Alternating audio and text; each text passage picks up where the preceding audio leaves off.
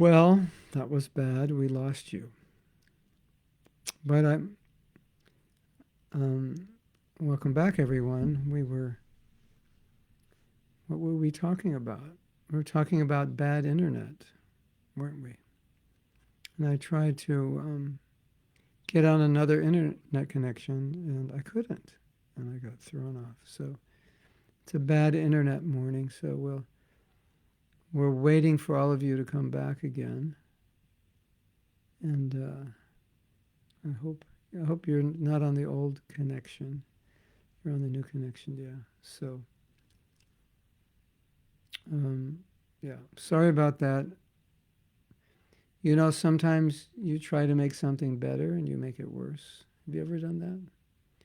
So we were trying to reset my modem so we get better internet connection, and the consequence was we lost everybody. And yeah, so maybe I'll take time now to open up the new document and we can start. And if there are any comments that you made that I didn't read, you'll have to make them again because I lost them. So I'm going to bring up today's document. And this will give me time to locate where we left off on Wednesday.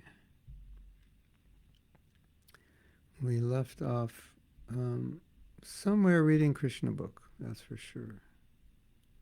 And I am going to go try to find where it was we left off. I have copied some long purports or long lectures that I think you'll find interesting. So we are going to read about, okay, we left off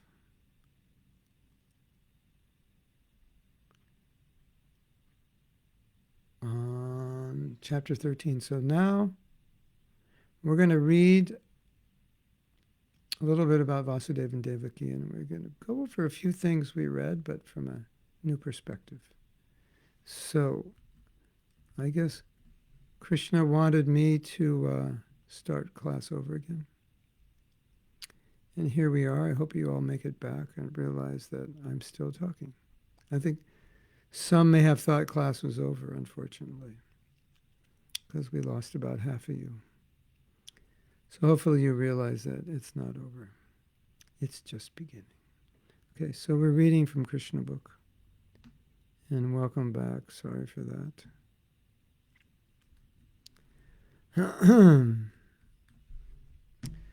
When Lord Krishna saw Vasudeva and Devaki standing in a reverential attitude, he immediately expanded his influence of Yoga Maya so that they could treat him and Balaram as children.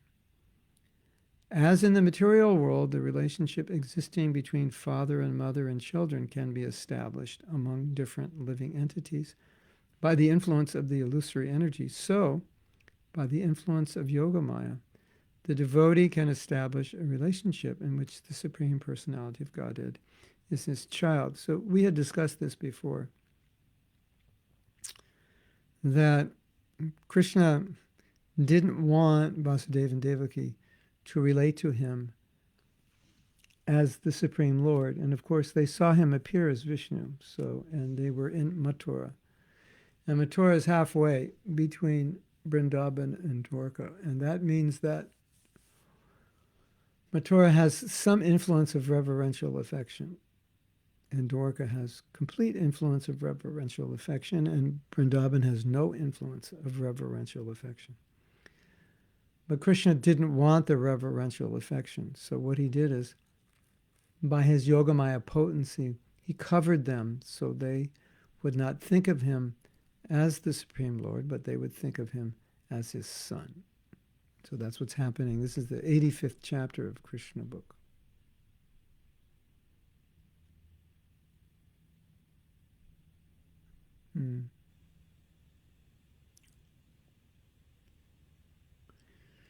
So I got these. This is out of order, unfortunately. But there's a story which we're going to read. Dave, you remember we had read this? The Devaki had asked Krishna if he could retrieve her sons who were killed as babies from the lower planets. And he went to Sutala, the planet of Bali Maharaj, Sutala. And this is what Bali Maharaj said. When Krishna showed up, it was quite a surprise. By your causeless mercy, only are we demons in direct contact with your personality. This contact is not possible even for the great demigods. No one knows how you act through your Yogamaya potency. Even the demigods cannot calculate the expanse of the activities of your internal potency. So how is it possible for us to know it? So here's a general description. It's not specific. It's not specific of how Yogamaya is working. And we're reading how Yogamaya works, but she doesn't work in the same way in every situation. And here it's kind of a globalized generalization of Krishna's internal potency, although Yogamaya is one of his potencies, but it's the most important. And as we were saying on Wednesday, it's like his right-hand man or woman. So many things are needed, and he does it. So Bali Maharaj is saying, we're demigods, highly intelligent. We're your devotees, and we don't understand you. Due to your Yogamaya potency, your activities they're immeasurable, and they're somewhat bewildering because you can't calculate them the way you would calculate something material. You want to look at something material and define it. This is how it works. This is the color. This is the weight. These are the atoms that make it up. This is how it interacts with warm air, with cold air. You want to scientifically analyze it, and then there it is. It's static. It just is what it is. It doesn't change. At least if it changes, it just wears out and dies. But while it's alive and living, it doesn't change that much. Green leaves, and then next month they're orange, and next month they're purple, and next month they're red, and then all of a sudden the tree grows really high, and then the next month it comes down. It's not like that. So he's saying that because of the Yogamaya potency, even the demigods can't understand you, because through that potency, so many things happen which, according to our material estimation, are impossibilities. They wouldn't happen materially, which is true because Yogamaya is not a material potency. So that's something we're learning by studying this class, that Krishna's potencies, being spiritual, they're not like material potencies, so they're not restricted. And so that's why sometimes they're hard to understand, because they do many things. Okay. So now we're going to read a bit. So if you're not awake, jump up and down 3 times, because I'm going to read for maybe 5 minutes. And I need your undivided attention, please.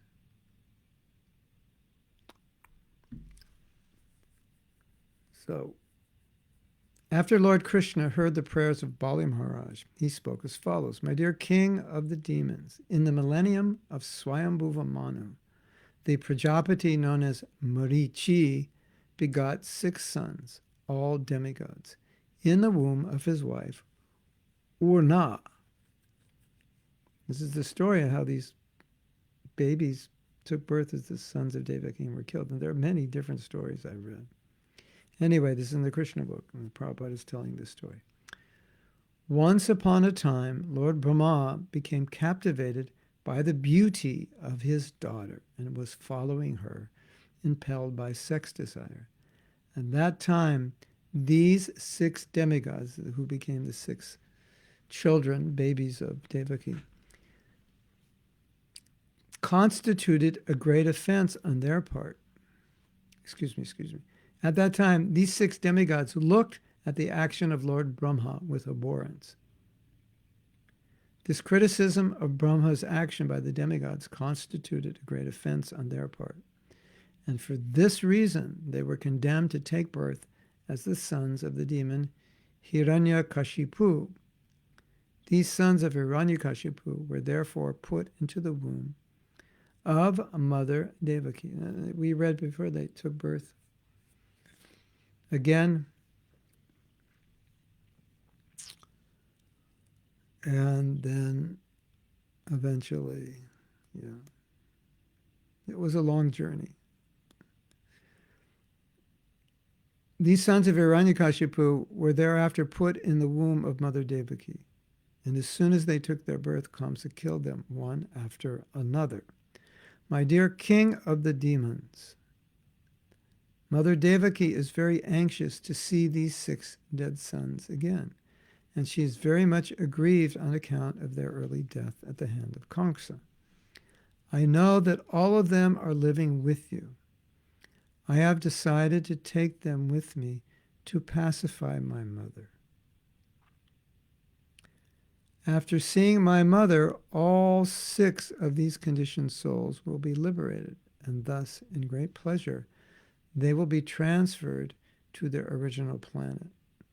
The names of these 6 conditioned souls are as follows, and you'll be tested on this on Monday. So, Smara, Udgita, Parishvanga, Patanga, Shudrabrit, and Grini. You got that? Are you Shrutidar? Everything you hear, you remember?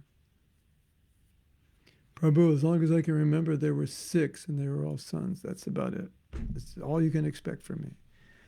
They will be reinstated in their former position as demigods. So this doesn't directly relate to Yogamaya, but I thought, because we discussed this story before, there's a little more detail here we can read, just to understand the pastime. It's interesting what happened, how they became liberated. That's the nice part. After thus informing the king of the demons, Krishna stopped speaking, and Bali Maharaj understood the Lord's purpose. He duly worshipped the Lord, and thereafter Lord Krishna and Lord Balaram took away the 6 conditioned souls and returned to the city of Dwaraka, where Lord Krishna presented them as little babies before his mother Devaki. Mother Devaki was overwhelmed with joy and was so ecstatic in motherly feeling that milk immediately began to flow from her breasts, and she fed the babies with great satisfaction. She took them on her lap again and again, smelling their heads and thinking, I've gotten my lost children back. For the time being, she was overpowered by the energy of Vishnu, and in great motherly affection, she enjoyed the company of her lost children. Can you imagine getting your children back after they died? You'd be quite overwhelmed. Now, here's the interesting part, or nectarian part, or the milky. Here comes the milky part. The milk from the breast of Devaki was transcendental nectar, because the same milk had been sucked by Lord Krishna. As such, the babies who sucked the breast of Devaki, which had touched the body of Lord Krishna, immediately became self-realized persons. Wow, that was fast. The babies therefore began to offer their obeisances unto Lord Krishna, Balaram, their father, Vasudeva, and mother Devaki. After this, they were immediately transferred to their respective heavenly planets. So it was worth coming down, taking birth, being killed as babies, and then becoming self-realized by sucking Devaki's breast. Wow. So that just shows you could become Krishna conscious in a second. It's possible. Maybe today's the big day. Who knows? Chanting the holy name, taking prasadam, seeing the deity, taking charnamrita, seeing Tulsi, touching Bhagavatam, chanting shlokas. Who knows? Charnamrita, any one of those could immediately make us completely Krishna conscious, instantaneously. We're waiting. Today could be the day. Not today, maybe tomorrow. Don't give up hope, ladies and gentlemen. The story continues. After they departed, Devaki was stunned with wonder that her children had come back and had again been transferred to their respective planets. She could adjust the events only by thinking that Lord Krishna can perform anything wonderful in his pastimes, because his potencies are all inconceivable. Without accepting the inconceivable, unlimited potencies of the Lord, one cannot understand that Lord Krishna is the Supreme Soul. By his unlimited potencies, he performs unlimited pastimes, and no one can describe them in full, nor can anyone know them all. Sutta Goswami, speaking Srimad Bhagavatam before the sages of Naimisharanya, headed by Shonaka Rishi, gave his verdict in this connection. Here's his verdict, quote, "Great sages, please understand that the transcendental pastimes of Lord Krishna are all eternal. They are not ordinary narrations of historical incidents. Such narrations are identical with the Supreme Personality of Godhead.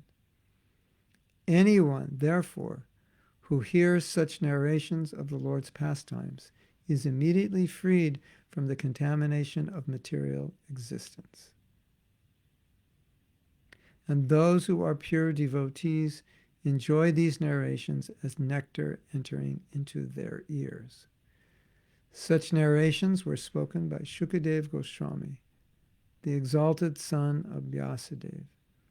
And anyone who hears them, as well as anyone who repeats them for the hearing of others, becomes Krishna conscious. And only the Krishna conscious persons are eligible to go back home, back to Godhead." So there's 2 points are being made, that because Krishna's actions are governed by his internal potency, and because his internal potency is not limited like material potencies are, his pastimes are unlimited. And they can't really be fathomed by conditioned souls who are still living within the limitations of their perception, the three-dimensional world, and so forth. But at least in theory, we understand there aren't the same limitations in the spiritual world. And that's why Krishna can do anything any way he wants, whenever he wants, however he wants, and it doesn't have to coincide with the laws of this material world. Which is why hearing about Krishna is so amazing, because it's not like you can figure him out. Like with some people, they always do the same thing, and it's kind of boring because you already know what they're going to do, right? Like some artists, they do paintings, and they're all kind of the same. A writer, it's like all kind of the same. A musician, their songs are all kind of the same. But Krishna's not like that. You never know what he's going to do, because the energy, the spiritual energy, has no limitation. So then the other point is,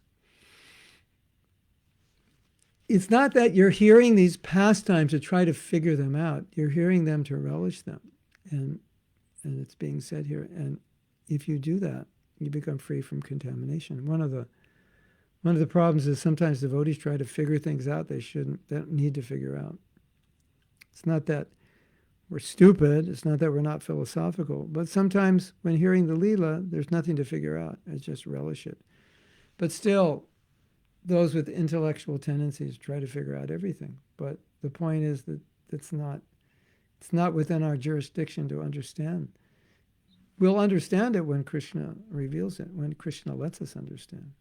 But there's no limit. There's a limitation to what we can understand.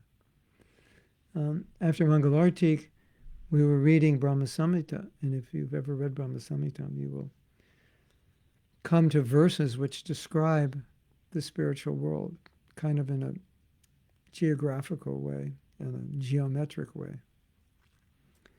And when you first read it, it's like, wait a minute, what is this? There are analogies. The analogies are used for what it's like. But it's not so easy to understand, which is fine because it shouldn't be easy to understand because we're not familiar with the spiritual dimension and how it works, how it functions. So if we could easily understand it, that would be a bad sign. That would be its sign like, well, it must be like this world because I could understand that very easily. So it's a little more complicated. These are Brahma's realizations of the spiritual world, but the way he's describing it is like, huh? What's that? How could it be like that? So that's good. If you ever run into that problem, you don't understand something, it's not always a bad sign.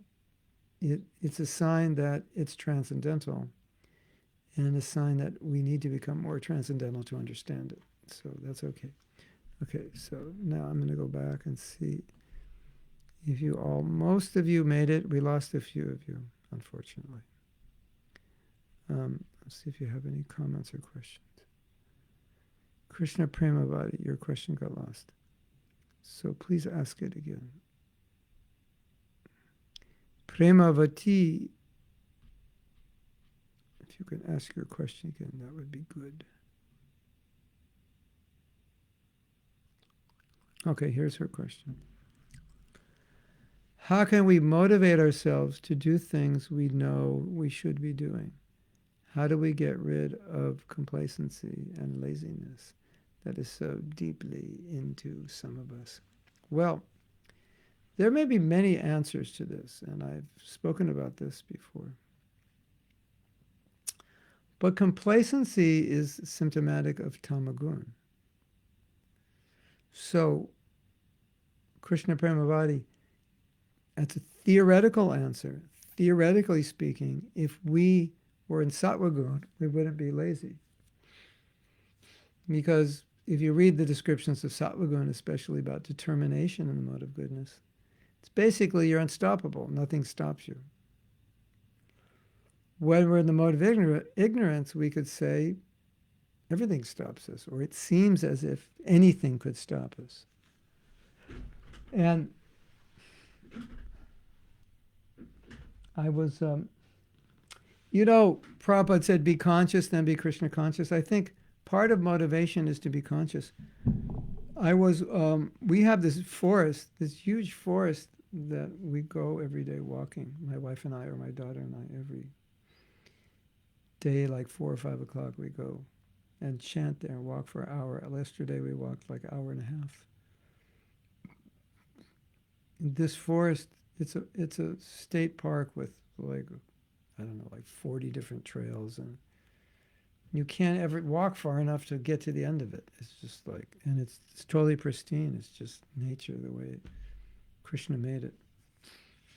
So yesterday I was walking through the forest, and obviously there are a lot of living entities in the forest. A lot of trees, a lot of plants, a lot of grass, a lot of insects, and there's deer all over the place. But literally millions and there must be millions of plants.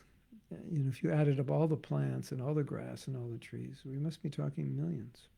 And it's a forest, so they're everywhere. There's no place where there's not at least some grass or some weed or some tree or some plant, everywhere. So I was walking through and I was thinking of this statement, be conscious, then be Krishna conscious. And I thought, if I were conscious, I would think there's millions of living entities in plant bodies in this forest. And there's a few living entities that are not in plant bodies in this forest, and I'm one of the few. And amongst the few, amongst those living entities not in plant bodies, we're the only ones who can become Krishna conscious. So, that's kind of a wake-up call, isn't it? Have you ever thought like that? Like you're walking through a forest and there's unlimited numbers of entities that are stuck there that can't become Krishna conscious. And I'm there and I can be, and I'm thinking, oh, what's that movie I want to see tonight? And let's go get some chocolate at the store. And See, so being motivated requires some consciousness, like conscious that I'm really fortunate and I have an amazing opportunity. So how could I not be enthusiastic? It doesn't make sense. I mean, look at it that way. Okay. We're going to spin your question around, Krishna Premavati. How could you not be enthusiastic? What's wrong with you? How could you not be? Look what you have. How could you not be enthusiastic? Right? Okay. So that's a philosophical approach to it. Now, I don't know you and I don't know your personal situation. There could be many reasons you're not enthusiastic. It may be you have nothing to be enthusiastic about. Maybe you were never enthusiastic about anything in your life. It could be so many reasons. Maybe you have like your, personal problems, and that just discourages you. But from a philosophical perspective, we have every reason to be enthusiastic, don't we? Okay, now let's take it from a practical perspective. From a practical perspective, we can't become Krishna conscious if we're not enthusiastic. And you'll say, okay, I understand, that makes sense. We need to be enthusiastic. Rupa Goswami advises that. Utsahan. All right, but I'm not. And I say, I know. That's why you asked the question. So how can I become enthusiastic if I'm not? Well, you understand if you're not going to be Krishna conscious. Okay, I understand that. I need it. I need enthusiasm to be Krishna conscious. Do you want to become Krishna conscious? Yeah. Okay, I need enthusiasm. I need enthusiasm to be Krishna conscious. And I want to be Krishna conscious. So I think I have to force myself to be enthusiastic. I think that's the answer. Because if I'm not going to be Krishna conscious. And then Krishna Premavati, you may be thinking, well, can you actually force yourself to be enthusiastic? Isn't that kind of faking it? And the answer is yes. But what's your option? To just sit on the floor and cry? But by even faking enthusiasm, forcing yourself, yes, I'm going to chant my rounds today. It's going to be amazing. Even though I don't want to chant, or I have some service I don't want to do, but I psych myself up and I do it enthusiastically. You know what's going to happen? You'll be a little more enthusiastic about that activity by faking the enthusiasm. So sometimes you have to force that enthusiasm because, as we said, if you don't have it, how are you going to be Krishna conscious? Right? Prabhupada said, without enthusiasm, everything is finished. I mean, meditate on that. That doesn't give us an alternative not to be enthusiastic, does it? Without enthusiasm, everything is finished. That means everything means your Krishna consciousness is finished without enthusiasm. So we don't have the option, the luxury, whatever you want to call it, to not be enthusiastic. So understanding that, we figure, okay, I'm going to have to figure out how to be enthusiastic, whether it's theoretical by just appreciating the opportunity that I'm not one of those million trees, or appreciating some other opportunity that I have. I have the association of devotees. I have a nice family. I have this and that. Not taking advantage of it. Thinking, this is ridiculous. This is an opportunity. Opportunities like this don't come every life. So, this is ridiculous if I don't take advantage of it.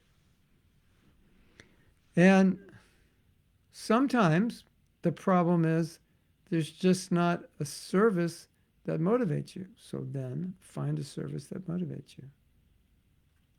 And if you say, nothing motivates me, then I say, go see a therapist. You got trouble. If someone says nothing motivates me, that sounds like a case of depression. Because, if you can't find any service that inspires you, that is not a good sign. If I say you can do any service you want and you say, but nothing inspires me, it's not a good sign.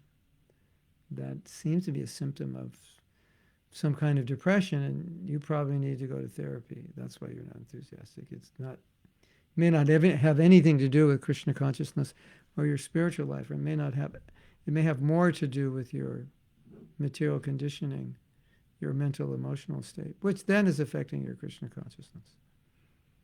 So for many devotees, the solution is just service that inspires them. So the last thing, which I've told devotees before, is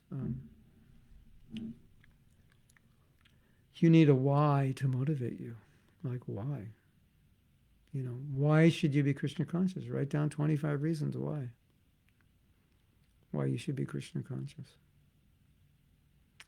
So sometimes when you lose your enthusiasm, you're just forgetting your whys. It's like, why did you become a devotee? Why did you take initiation? Why did you do all that? Sometimes we forget why, and then we lose our enthusiasm. So reconnect with your why. You know, some of us, to get enthusiastic, we may have to go all the way back to that point, like those 3 months or 6 months or 1 year before we were devotees, and go into that space of what was going on and why we became motivated to be Krishna conscious and what was going on in our material life that was pushing us towards Krishna. Sometimes you need to just revisit that. Oh, yeah. Oh, I remember. Now I remember why I became a devotee, because I was so fed up with material life. I was so burned out. I was so this or that. And I was so happy to be a devotee and so relieved. And yeah, sometimes you have to go all the way back there to remember that why. Why did I become a devotee? You know, and every time Maya says, hey, I got some good stuff. I got some good stuff for you. Come over here. Every time Maya says that, you remember why you became a devotee. No, I gave that stuff up. I don't need it now. No, it's good stuff. Better than before you were a devotee. It's gotten better. And then you remember, why did I give it up? And how enthusiastic was I when I became a devotee? What was I feeling? So sometimes you have to get back into your why. You may have lost your why. If you lose your why, then then you'll lose your enthusiasm. So I hope that helped. Four things you could do. There may be existential reasons, like, you know, you're in a city and there's a temple and the temple has one devotee and the devotee's never there, you know, so you have no association. It's something, you know, like that. There's one program a month and only 3 people come and nobody can sing, and, you know, so there may be existential reasons that you're just not getting good association or enough good programs and like that. Or, you know, you're living with someone who's very harsh on you. And so there may be other reasons. Anandita says, what is the definition of demigod? Does the living entity need to live on a heavenly planet in order to be a demigod? Well, if you want to give the broadest definition, would be anyone who's a devotee is a demigod. But technically, there's 33 million demigods that live on, heavenly planets. So, you know, Sura, godly, Asura, ungodly. So the demigods, devatas, you know, devotees are greater than the demigods. But, you know, if you want, it's like you call devotees a Brahmin, but they're Vaishnavas, they're higher than Brahmas. You call the devotee a demigod, you could, but they're higher. But of course, demigods are devotees, but not always pure devotees. But you thinking about becoming a demigod or what?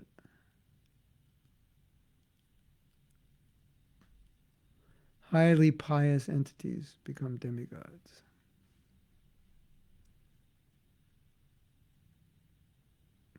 But our goal is, we're already in a better position than the demigods. You know, demigods have more opulence, longer life, but we have a better position spiritually. Krishna Premavati says, we're the 6th killed sons of Devaki, also the Vasus born to. Yeah, there's like 3 stories about them. So maybe in different yugas it happened differently. Yeah, that's another story. 6 sons of Devaki, also the Vasus born to Ganga, and she killed them. All but Bhishma Dev, because when they got cursed, they all said, "Oh, you cursed us to take birth." Oh. Who cursed them? Was it Augusta Muni? Angira, someone who cursed them. He said, "Okay, but one of you will have to stay," and that was Bhishma Dev. And that was when Ganga was killing all her sons. When it came to Bhishma Dev, then her husband said, "No, you can't," because he had an agreement that she could do whatever she wanted, and if he didn't agree, she would leave. And so when it came to killing the last son, who was Bhishma, he couldn't tolerate it. He said, "Stop," and then she left. So that was the agreement that Bhishma would. The others would go back immediately, but not Bhishma.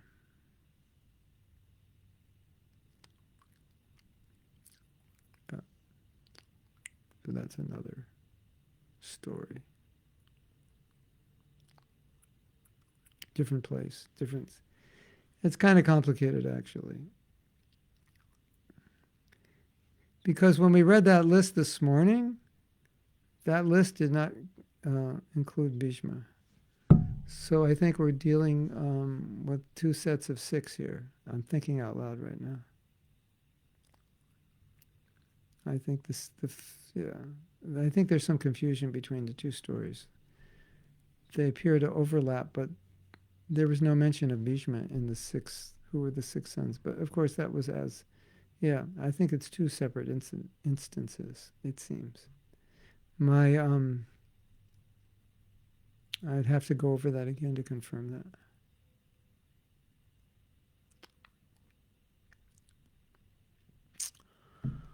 Well, relishing Krishna consciousness, Krishna Katha, is very important, but also practicing it. That's necessary. Yeah. How can we relish pastimes if we can't understand? Oh, only Satyarupa would ask that question. Satyarupa is trying to understand everything.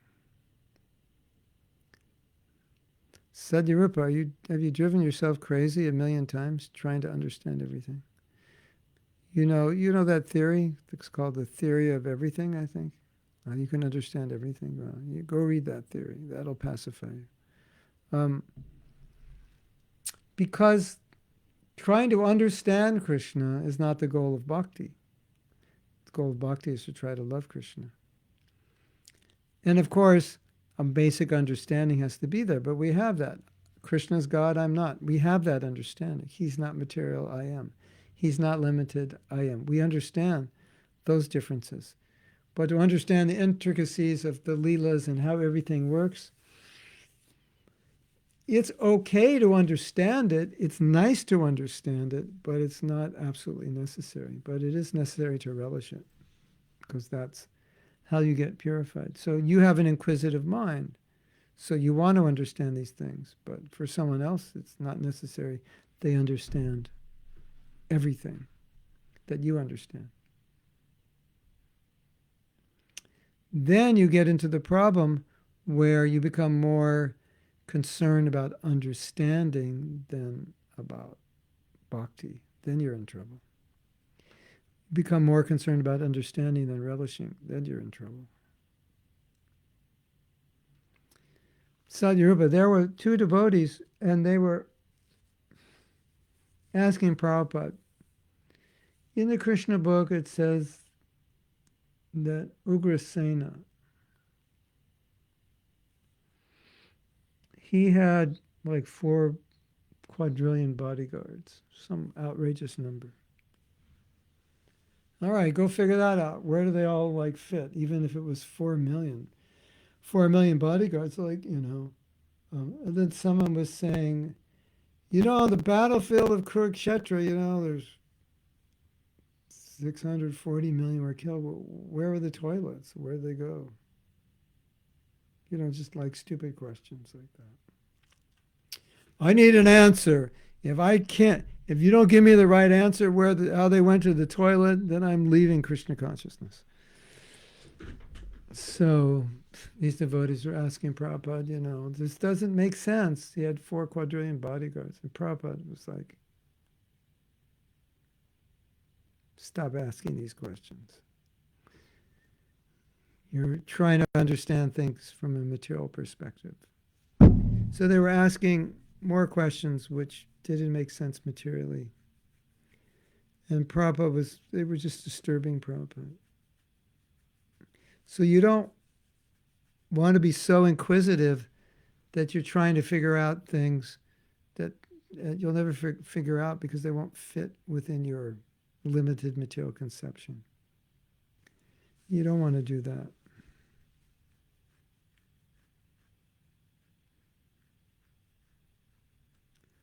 Right? So you have to be careful because the goal is not just to know, the goal is to love. And I don't always need to know everything to love. I need to know some things, but not always everything. And especially so many details I don't need to know. One time Prabhupada asked, 2 times Prabhupada was asked privately, like on a morning walk or in a room or somewhere, about his Guru Maharaj, some specific question. And for Prabhupada, it was a private thing. He didn't want to answer that publicly. This is like my private world, like, Prabhu, how many pairs of shoes do you have in your closet? Like, why are you asking? No, I was just curious, Yeah, so Prabhupada didn't like I'm just curious. And so ask questions that will help you advance spiritually. So when this devotee asked, but actually 2 devotees asked 2 different questions, 2 different occasions about Srila Bhaktisiddhanta. Why are you asking? For one time he said, why are you asking? And the other time he said it in a different way. You don't require. He said, this you do not require, which means you don't require to know, which means you shouldn't ask it because it's not required information. So that's the other side. We should know, study Prabhupada's books, we should know. But we should know in order to become a better devotee. But some things are we just want to know for curiosity's sake. And so Prabhupada didn't like that. If it was for curiosity's sake,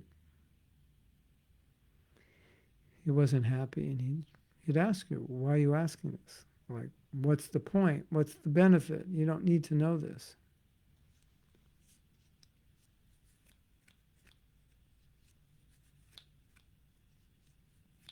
So that's an important answer for those of you who like to know everything. Know what will help you, but if it's not going to help you, then Prabhupada would say, why are you asking? Why are you wasting your time on that? Well, I really need to know how there's 4 quadrillion because, 4 quadrillion is a lot, and how, and why would he need 4 quadrillion? And plus, where were the bathrooms? And, and like, how could you house 4 quadrillion? How could you feed 4 quadrillion? Where would they stand? That's a lot, It's like, it's like saying, be quiet, pea-brain. Just stop asking this question, pea-brain. You can't understand. Prabhupada did not say anything. He was like looking at his disciples. He must have been thinking, these disciples they've gone too far, or they can't understand Krishna consciousness. So you have to be careful. Why is it necessary to know things you don't need to know?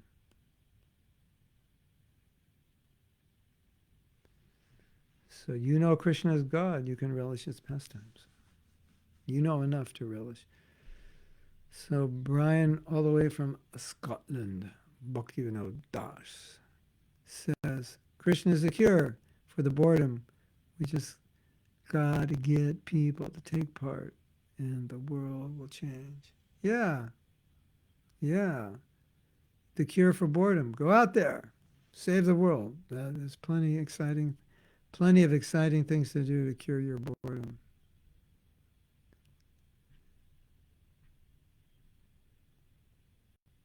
Marcos says, the story of the 6 sons of Devaki, previously cursed for having blamed Brahma, should make us reflect a lot on the criticisms and offenses addressed to all our. Yes, definitely. To all people in general, what to say if they are directed towards devotees. Yeah. I was talking about that with my wife.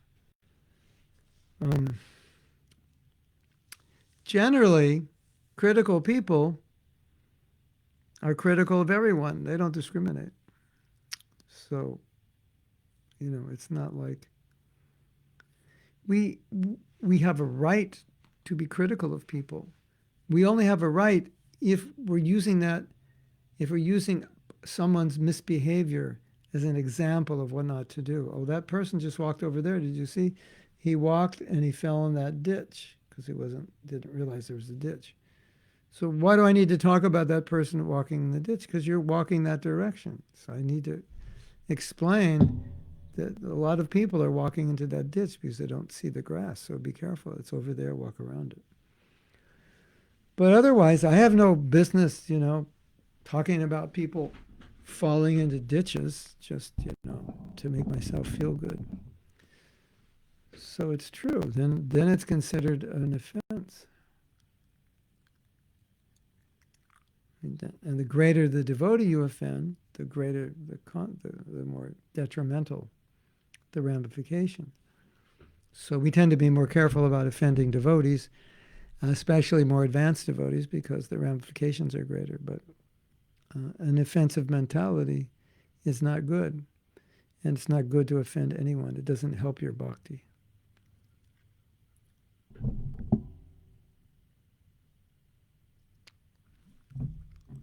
South Africa at 11:15. No, 12:15.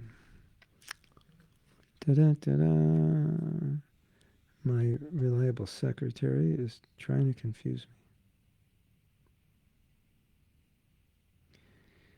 me. The person putting on the event says 12:30. 12:15. It's actually your 12:15. Oh, okay, that's good to know. Minor detail. In my calendar, it says 11:15, but I'm confusing you. It's 12:15. Yeah, you're not confusing me. I confused you. I put 11:15. You're just doing your duty. You're confusing me with San Velasco, behind Progress Park. That is, if you've never been there, and you live in Alachua, and you can ride your bike there like forever. So any of you who come to Alachua will take you to this park. If you like to ride your bike, you can ride your bike. Otherwise, you take a long chopper walk. This is the park. Radhapriya is here in Alachua. Radhapriya, this is the park you go to when you're like busy all morning and you didn't chant in the morning. You just go there and you walk for 1 hour. You get lost in the forest.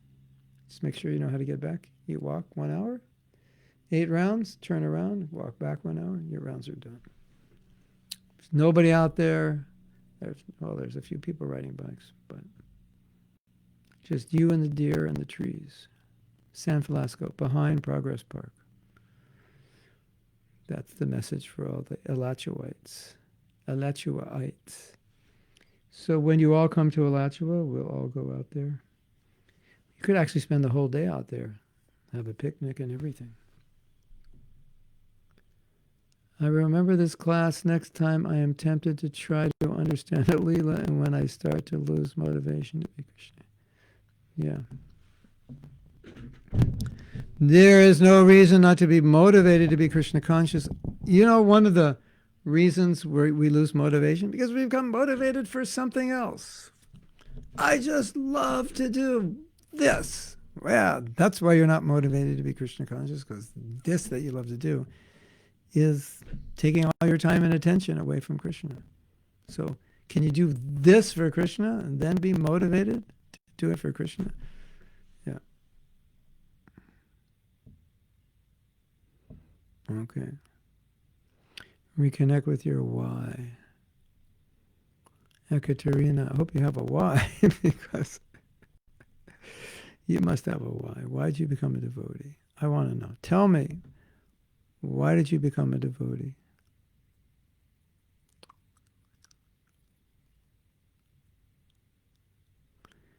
So, what was your motivation? Yeah, reconnect with it. It's powerful. You know, it's after you become Krishna conscious for a while, after you do anything for a while, you kind of lose motivation. You can take it for granted. You have to reconnect. So Krishna Premabhati says, I don't care much about understanding how all the universes are created and maintained in detail. I just think it's so amazing. But I love to hear all the mischief Krishna gets in. Yeah. You know, when you read something and you can't understand it, that's also ecstatic. You go, this commentary by Jiva Goswami is so over my head, I'm ecstatic. Why are you ecstatic? You can't even understand it. Yeah, that means it's so transcendental. It's Krishna consciousness is so amazing. This little head can't comprehend it. And I'll get to spend my whole life trying to get this head to understand. It's like this amazing. It's just like, wow, this philosophy is amazing. I can't even understand it. That sounds funny, right? Someone from the outside would think that is like the most cultish thing I've ever heard in my life. But it's actually true. Like if you, let's say you do something, we'll use guitar, for example. I don't know. Guitar is not universal, but just bear with me. So you see, you know what guitar players, you know what guitar sounds like. You know about guitar playing. But then you see this guy playing guitar in a way you've never seen before. And you're like, oh my God, how is he doing that? And you can't figure it out. It's like a magician. If you figure it out, it's no fun. So sometimes what Krishna does is like, wow, it's like supreme magician. I can't figure it out. That's what makes it beautiful, that you can't figure it out. Doesn't mean we remain philosophically naive or we don't understand Siddhanta, but sometimes it's just, you don't need to figure it out. It's the Leela is amazing in and of its own, and it's amazing. And not being able to figure out makes it just more wonderful. So, San Velasco there. Okay, everybody get on the next plane to Alachua. We'll all go for a walk in San Velasco. Okay, the party's over. Hare Krishna to everyone. And I'm going to give Sunday feast, but I think the other stuff I'm doing this weekend is private, except for the Chinese class, 7 on Saturday. What else am I doing? Yeah, we're doing a class at 1 o'clock, Kirtan, Vancouver, but I think it's just for them. That's what I think. Sorry that you can't come to the party. I can find out. I don't even have any info on that. All the people who are coming to the event get all the info, except me. I'm always like, where's the, it's like 3 minutes before the class. Where's the link? Did you make a poster at all? I never saw it. Oh yeah, we made a poster like 3 years ago. How come you never showed it to me? Or maybe because they don't want me to invite anybody, but anyway. Okay, we're going to find out why Krishna Premabhati became a devotee. And then on class. I became a devotee because it was the most intelligent thing to do after finding out that Krishna is the Supreme Personality of Godhead, and that we can go back to Godhead after this lifetime. If we can remember him at the time of death, I thought, I'll give it a try. Right? Just shows women devotees are intelligent. Most intelligent. Okay, Hare Krishna to all of you. Srila Prabhupada ki jai. Gaura Premanande Hare Hare Bo.